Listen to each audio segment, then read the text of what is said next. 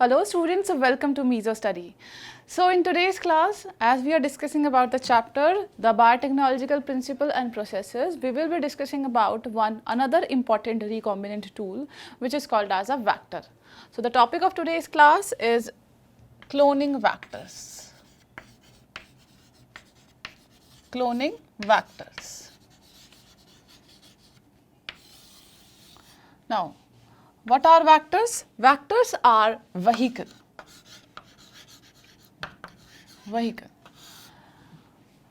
Vectors have a capability to infect any cell.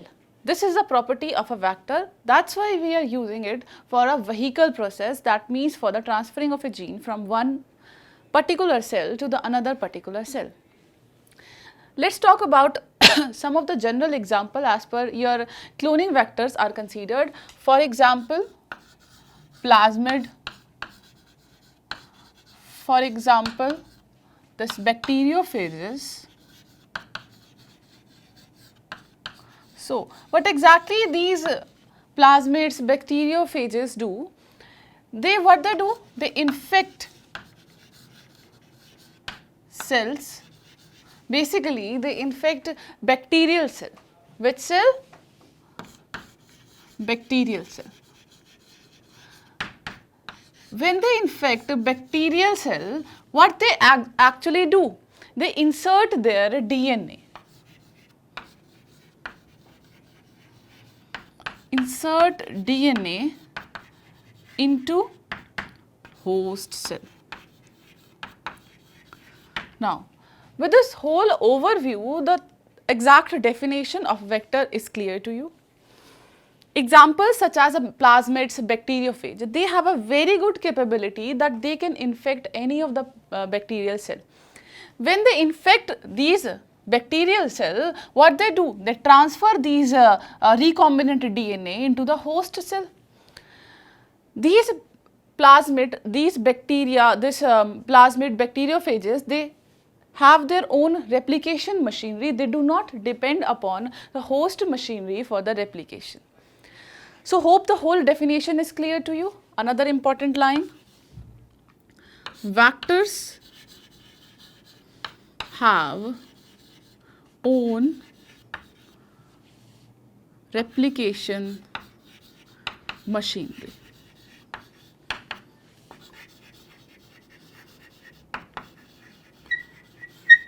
Have their own replication machinery, do not depend upon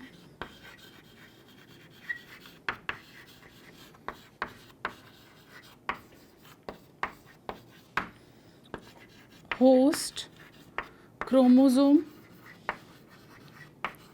for replication.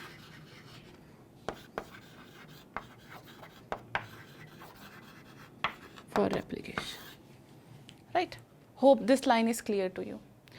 Now, I have written over here the plasmid and the bacteriophages. These plasmids and the bacteriophages, they basically infect the host cell, and when we see the whole structure of these, they have a double-stranded nucleic acid. That means they have a double-stranded DNA present in them. These double-stranded, basically they are what? Circular. And in the previous class, when I was discussing about restriction enzyme, I told you how we can insert our DNA of interest, our whole sequence of interest into the plasmid. That we have studied. Now, what we are doing, we are talking about the vectors. What are the different kind of vectors that we have? Because after this class, we will be talking about what is the whole procedure of recombinant DNA technology. So, this is what? This is also a DNA. Now, you might be wondering, this is also a DNA, and we know that a normal DNA is also present in cell. In a normal, we are talking about the host cell, the normal chromosome will also be present. Now, what is the difference between these two? Let's talk about the difference between plasmid DNA and chromosomal DNA.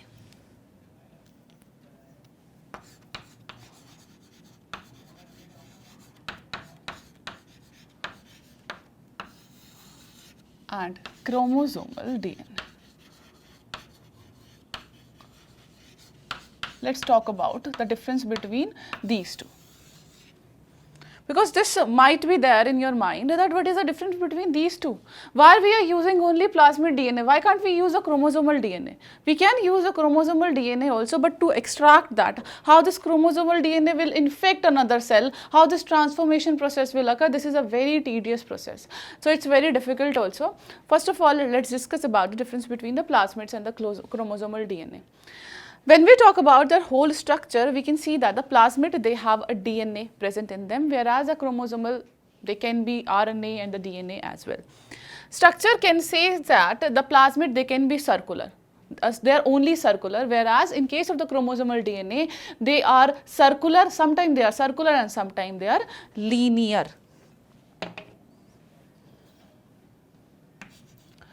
I can call it as plasmid are always circular.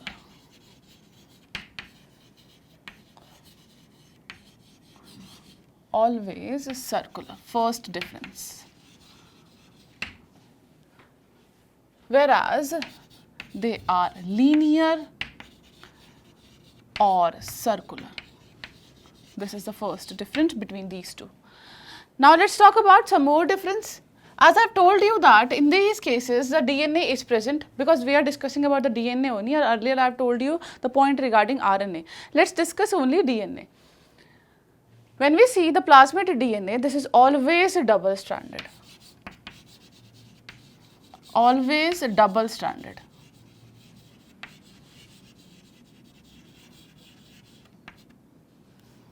Whereas when we talk about the chromosomal DNA, can be double or single stranded.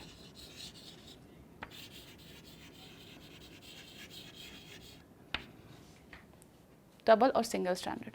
In the chromosomal DNA, we can see that the some non-coding regions, they are also present, and what is the name of that non-coding region? That is introns. So in case of the plasmid, introns not present. So I can write intron absent. What are intron? Non-coding DNA sequences. Whereas in case of the chromosomal DNA, introns are present.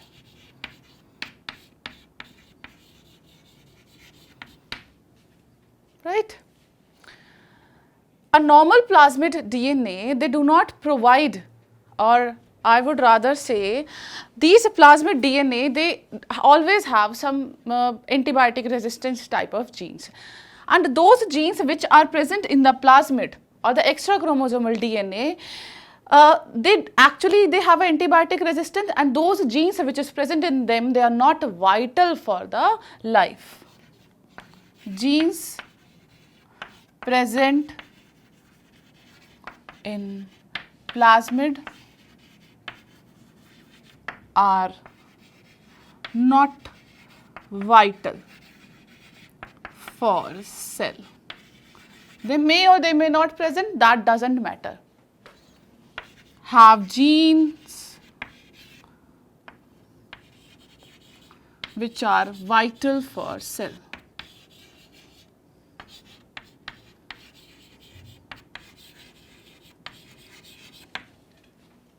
Right? Another important reason is that you must have heard of histones. What are histones? Histones are positively charged protein that help in packaging of a chromosomal DNA. In the case of the plasmid DNA, histones are absent.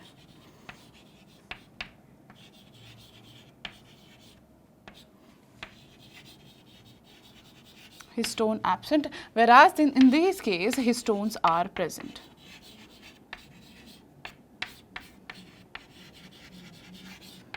And one more important point that we have discussed, that they do not depend upon the chromosomal DNA for the replication. They have their own replication machinery. They both have their own replication machinery. So we have discussed about the difference between the plasmid DNA and the chromosomal DNA. So in any of the cell, let's talk about this E. coli cell. This is a E. coli cell. In that E. coli cell, we can see that some bacterial chromosome, they are also present like this. Similarly, we have another. This is called as a plasmid present over here. This is what a plasmid, this is what a chromosomal DNA, and this is a structure of E. coli. They both are present, whereas the genes which are present on these, they are vital for cell, whereas genes which are present on these, they are not vital for cell. Basically, the genes which is present in the plasmids, they provide antibiotic resistance.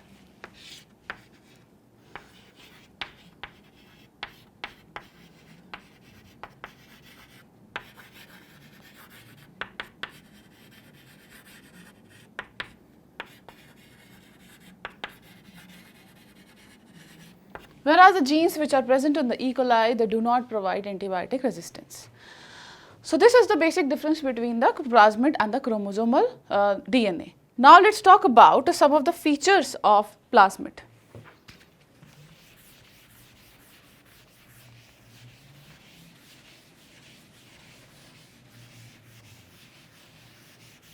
Hope you are clear with this. Why we use plasmid, why plasmid is necessary, all those things might be clear to you. Now, let's talk about what are the properties of plasmid that we normally look for. Because plasmids are what, in common language, if I say what are plasmid, plasmid are the extra chromosomal DNA, extra chromosomal double-stranded DNA. Let's write that as well. Sometimes they do ask such kind of questions as well. Plasmid are extra chromosomal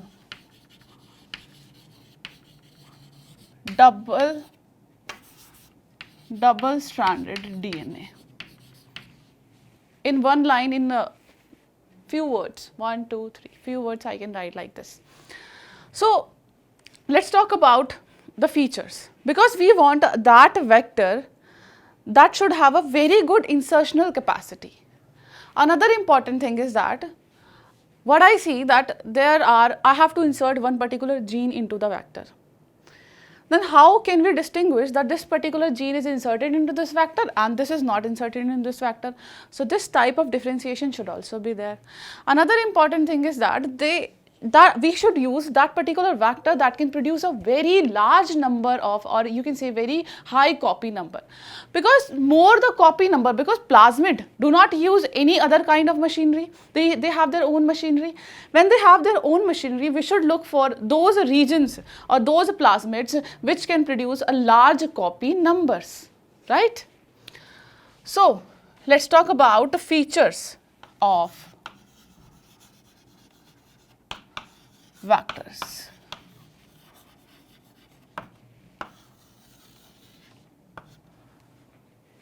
Features of vectors. The first important feature of vector is the origin of replication.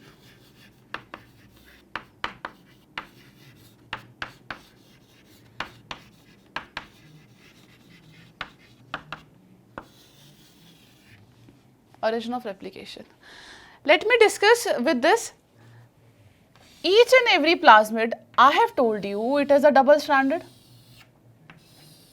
As it is a double-stranded, some region should be present and that should act as a ORI sequence, that we refer it as a ORI sequence, we can call it as a origin of replication sequences.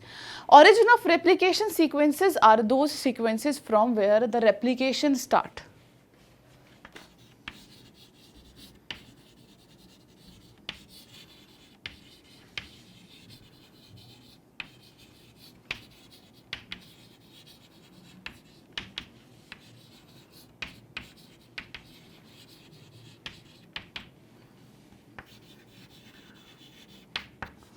Sorry, I have written this twice, where the replication starts.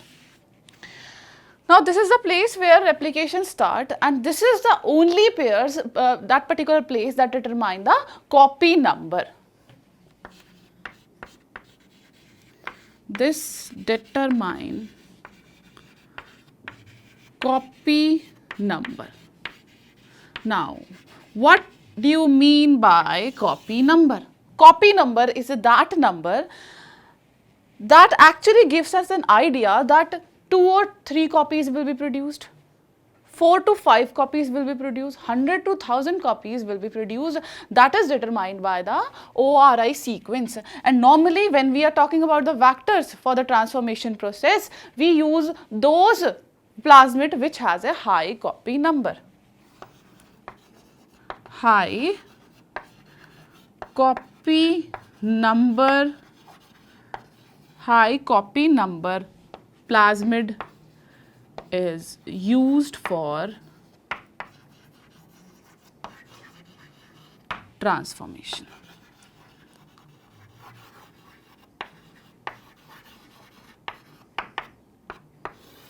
For the transformation process. This is the origin of replication. And we normally prefer those which can produce 100 to 1000 copies. More the copies, more our desired product will be formed. Hope the first point, origin of replication, is clear to you. This is, suppose this origin of replication is present like this. After I'll be discussing, after the time I'll discuss about the whole features, at the end only I'll draw the whole diagram, different examples of these type of vectors. First point was the origin of replication. Hope this is clear to you. Now let's talk about the second one, which is called as a selectable marker.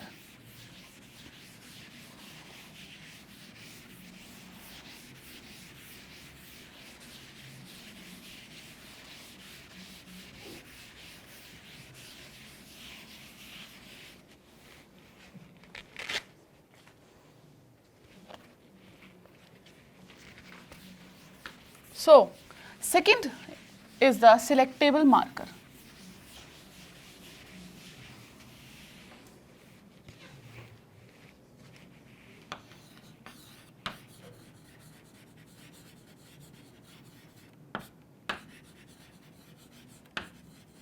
Selectable marker.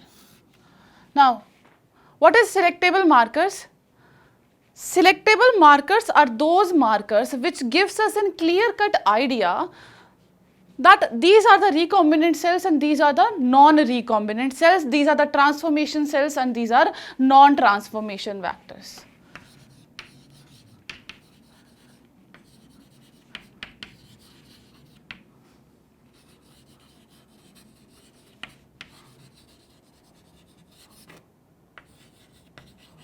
Transformation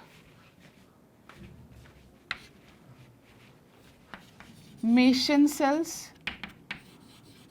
and non-transformation cells.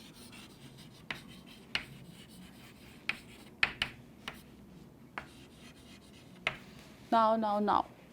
I have written transformation over here. This word might be new for you.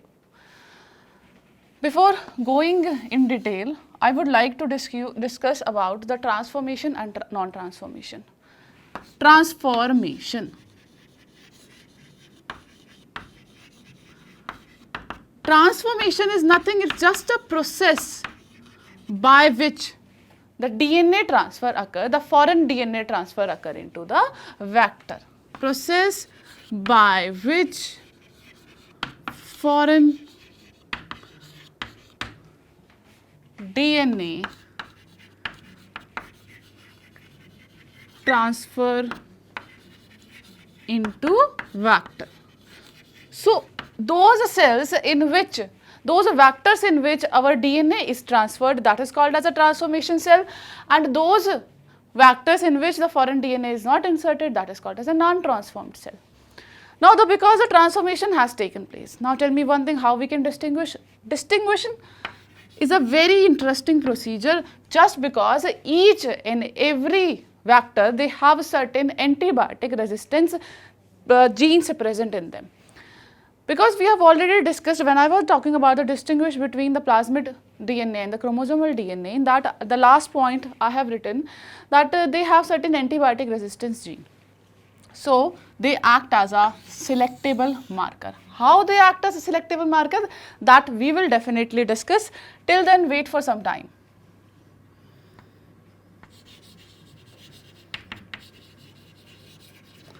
Antibiotics act as, antibiotic resistance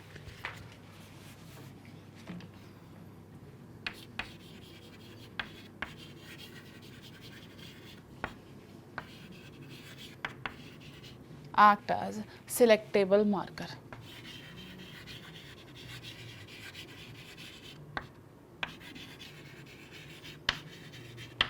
Selectable marker. And what are those antibiotic resistance? For example, the resistance against resistance against tetracycline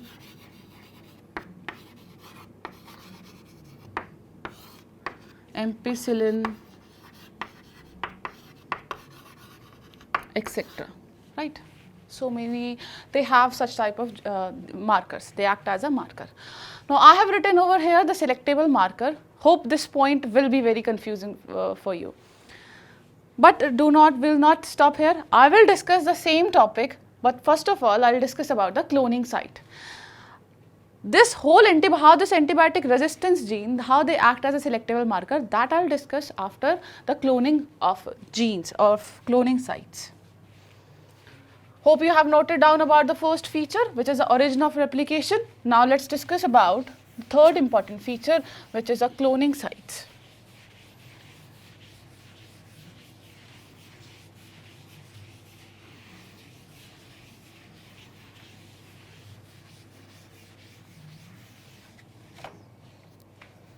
So this is the third one, I guess, cloning site.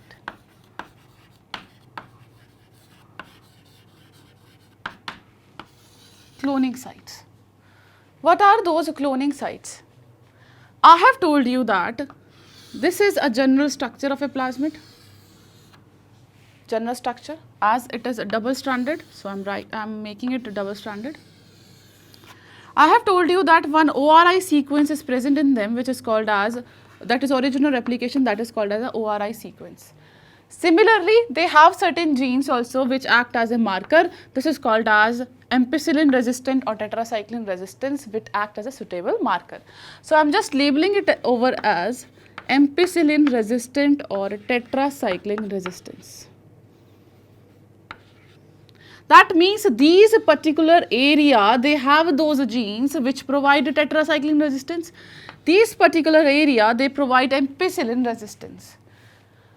Now, what are cloning sites?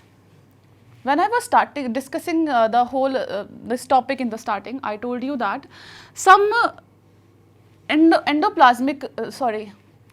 this restriction enzymes are there. Those restriction enzyme, those endonucleases, we have certain sites, and those sites, they are what? Palindromic sequences. Those palindromic sequences, they are present where? They are present in those resistance gene. Suppose these are the cloning site. What are these? Cloning site. Cloning site. Now, what do you mean by cloning site? And these are those regions where our restriction endonucleases make cut. For example, EcoR1 makes cut over here. If EcoR1 will make cut over here as well as here. Now what will happen? This particular area will be removed. As this particular area will be removed, the new gene, our foreign gene, our gene of interest will enter to this side. Now when it will enter to this side, and this side is that particular region which provide tetracycline resistance as well. As it provides the tetracycline resistance as well, that means whatever the recombinant cells which will be formed, recombinant vectors, that will be formed, that will not show tetracycline resistance, right? These are called as a cloning site. Similarly, on this side, suppose I am using another restriction endonucleases. Those restriction endonucleases, suppose they make cut over here. If they make cut over here, if new gene is inserted towards this side, and I know that I am using this particular enzyme, and this enzyme makes cut over here. As it makes cut over here, that means ampicillin resistance will not be there. No ampicillin resistance will be there in the recombinant cells. That means whatever the recombinant cell will be present, they will die when I plate those on ampicillin. So this is a selectable marker. This is called as a cloning site, right? So let's discuss about cloning site. What are cloning sites? Sites present in, these are the sites which are present in antibiotic resistant antibiotic resistance gene which have restriction sites,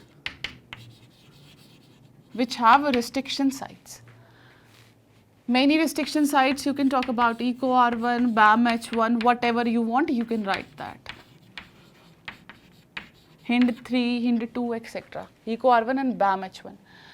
So, our new DNA, foreign DNA,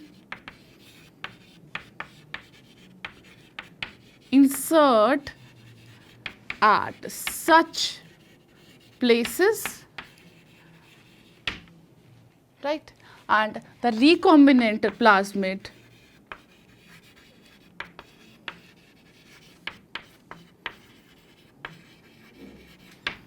doesn't show that antibiotic resistance whose gene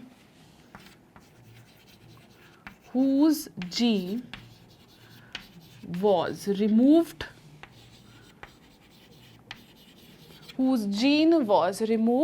due to insertion of foreign gene.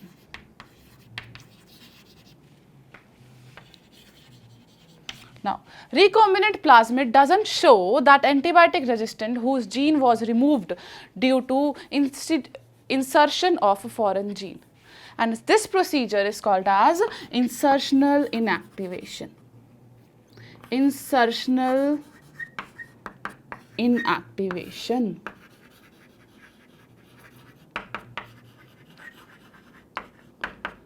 Insertional inactivation. The whole procedure is called as a insertional inactivation because after inserting that particular gene is knocked out, this is called as a cloning site. Normally, we choose those vectors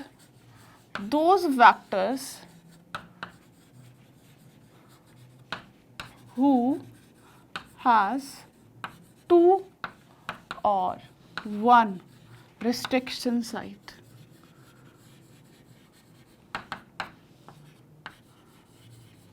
Now, why I have written these lines above?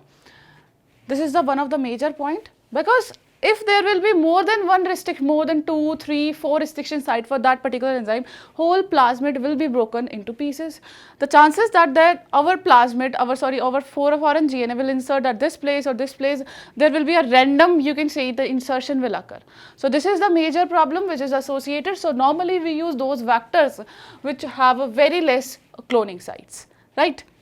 So this was the third point, which is called as a cloning sites.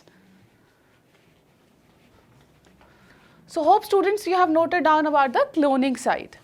Students, so this is all about the today's lecture when we have discussed these points. In the next lecture, I will be discussing about the structure of these vectors, what are the problems which are associated with vectors, and what are the different strategies that can be applied. So thank you so much students for watching this. We'll meet you in next lecture.